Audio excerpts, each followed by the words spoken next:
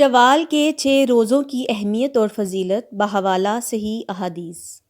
بسم اللہ الرحمن الرحیم۔ السلام علیکم ورحمۃ اللہ وبرکاتہ۔ نبی صلی اللہ علیہ وآلہ وسلم کے صحابی حضرت ابو ایوب رضی اللہ تعالیٰ عنہ بیان کرتے ہیں، آپ صلی اللہ علیہ وآلہ وسلم نے فرمایا، جس نے رمضان کے روزے رکھے پھر اس کے بعد شوال میں 6 روزے رکھے تو اس نے گویا زمانہ بھر روزے رکھے۔ سنن ابو داؤد حدیث نمبر 2433۔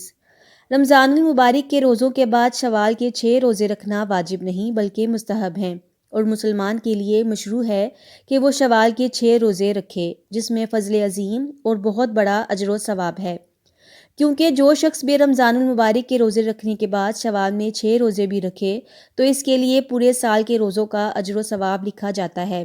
نبی مکرم صلی اللہ علیہ وآلہ وسلم سے بھی ثابت ہے کہ اسے پورے سال کا اجر ملتا ہے۔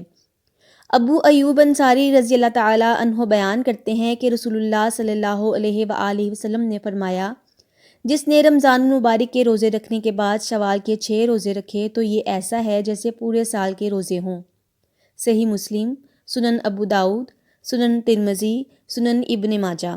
نبی مکرم صلی اللہ علیہ وآلہ وسلم نے اس کی شرح اور تفسیر اس طرح بیان فرمائی ہے کہ جس نے عید الفطر کے بعد 6 روزے رکھے اس کے پورے سال کے روزے ہیں۔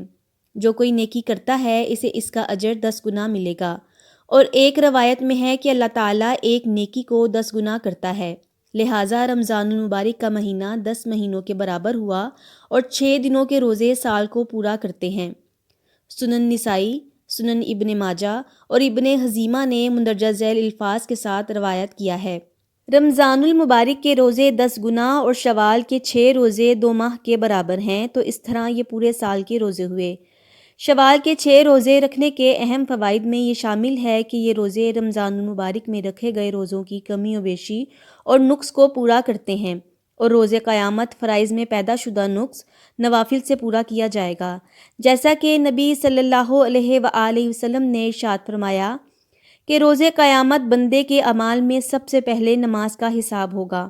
نبی صلی اللہ علیہ وآلہ وسلم نے فرمایا، ہمارا رب عز و جل اپنے فرشتوں سے فرمائے گا، حالانکہ وہ زیادہ علم رکھنے والا ہے، میرے بندے کی نمازوں کو دیکھو کہ اس نے پوری کی ہیں کہ اس میں نقص ہے۔ اگر تو مکمل ہوں گی تو مکمل لکھی جائیں گی، اور اگر اس میں کچھ کمی ہوئی تو اللہ تعالیٰ فرمائے گا، دیکھو میرے بندے کے نوافل ہیں۔